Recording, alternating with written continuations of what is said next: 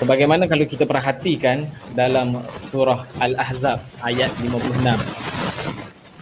Innallaha wa malaikatahu yusalluna 'alan nabi ya ayyuhalladzina amanu sallu 'alaihi wa sallimu taslima.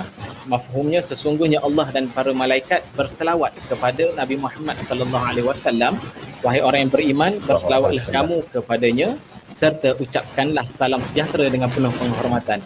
Jadi Datuk, berdasarkan ayat ini, bagaimana malaikat, Allah dan manusia itu sendiri berselawat kepada baginda Nabi Muhammad sallallahu alaihi wasallam. Mohon komentar Datuk. Terima kasih pada saudara Rara kita. Saya panggil Rara lah kan, sama dengan Mazhar. Allah Subhanahu wa taala berselawat kepada Nabi. Innallaha wa malaikatahu yusalluna 'alan nabi ya ayyuhalladzina amanu sallu 'alaihi wa sallimu taslima. Allah dan para malaikatnya berselawat kepada Nabi. Kita tahu Allah dalam Al-Quran banyak ayat, terdapat ayat yang Allah telah berselawat kepada Nabi. Juga Allah berselawat kepada orang yang beriman. Allah juga berselawat kepada orang-orang yang mempunyai kebaikan-kebaikan yang tertentu. Kalau kita lihat dalam surah Ahzab juga, Allah menyatakan, "Wallazi yusalli 'alaikum wa malaikatuhu liyukhrijakum minadh-dhulumati ilan nur." Dialah yang telah berselawat kepada kamu dan juga malaikatnya untuk mengeluarkan kamu daripada kegelapan-kegelapan kepada cahaya. Dan kita tengok apabila Allah Subhanahu wa taala menceritakan di dalam surah Al-Baqarah, Allah menceritakan tentang orang-orang yang sabar, yang menyebut inna lillahi wa inna ilaihi raji'un. Apabila ditimpa kepada mereka musibah, Allah menyatakan ulaika alaihim salawatun min rabbihim wa rahmah. Mereka itulah orang-orang yang daripada Tuhan mereka selawat dan rahmah.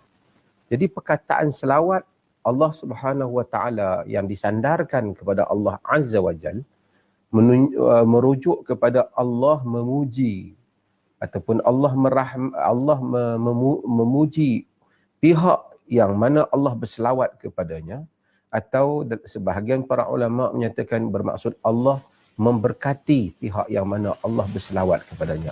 Kerana mustahil, walaupun kerana asal perkataan selawat itu, salat itu bermaksud doa, dan mustahil Allah berdoa kerana Allah adalah zat yang kita semua berdoa kepadanya.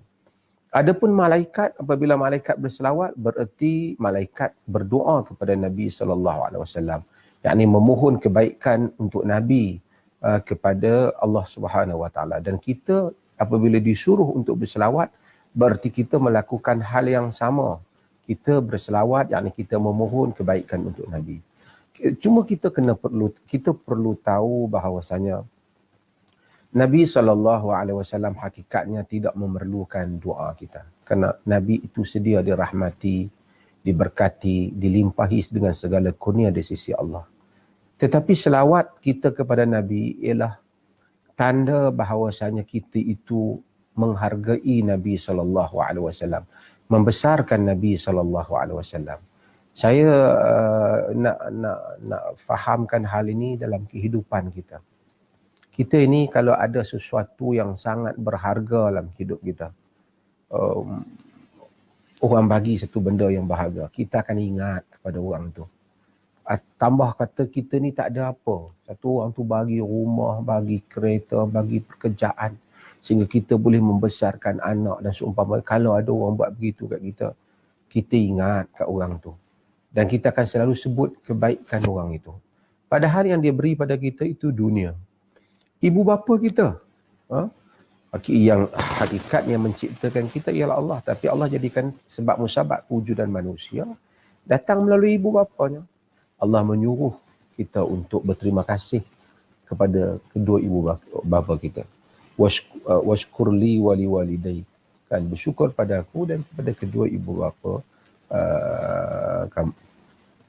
Jadi Allah Subhanahu wa taala mengajar kesantunan ini. Apabila kita mengenangkan insan yang benar-benar berjasa kepada kita, lebih daripada ibu bapa kita, yang membawa makna yang paling besar, iaitu membawa agama dalam kehidupan kita. Agama itu lebih kita perlu daripada makan, minum dan segala-galanya. maka menyebut insan itu ialah tanda kita manusia yang tahu mengenang budi. Tanda bukan saja tahu mengenang budi, bererti kita menghargai apa yang dibawa, iaitu agama Islam yang dibawa kepada kita. Maka kita berselawat kepadanya dengan penuh perasaan sebagai tanda terima kasih kita kepada Rasulullah sallallahu alaihi wasallam di atas apa yang baginda bawa di dalam kehidupan kita. Itu makna apabila kita berselawat pada baginda. Bukan sekadar memang kita berdoa pada baginda. Baginda itu kalaupun kita tidak berdoa kepadanya, sudah berada pada makam yang tinggi di sisi Tuhan. Tetapi tanda ingatan kita yang begitu besar kepada baginda. Kerana kita ini tidak akan mencapai iman. La yu'minu ahadukum hatta akuna ahabba ilaihi min walidihi wa waladihi wa waladihi wan nasi ajma'in. Hadis Bukhari, tidak beriman seorang kamu hatta akuna ahabba ilaihi, sehingga aku lebih dia sayangi min walidihi wa waladihi, daripada ibu bapanya, daripada anaknya, wan nasi ajma'in, dan manusia keseluruhannya. Kekasih yang kita sayang, kita sebut nama dia. Orang yang kita cinta, sehari tak tanya khabar kita, kekasih kita tak cari dia. Nabi SAW yang paling berjasa pada kita. Bukan soal berjasa itu dalam erti kata dia telah membawa agama sehingga kita menerima, tapi juga pada soal kita menghargai apa yang dia bawa. Maka sebab itu Allah menyuruh untuk kita berselawat kepada Nabi. Tanda sebenarnya kesyukuran kita kepada Allah Azza wa Jalla di atas kurniaannya. Kerana Nabi itu merupakan nikmat yang paling besar. Kerana Allah menyuruh kita mengingati nikmat yang diberikan kepada kita. Sebab itu Allah berselawat kepada Nabi dengan arti kata memuji Nabi. Malaikat berdoa pada Nabi. Kita juga berdoa kepada Nabi SAW sebagai tanda dia adalah Rasul kita, sebagai tanda terima kasih kita kepada Rasulullah sallallahu alaihi wasallam. Ya.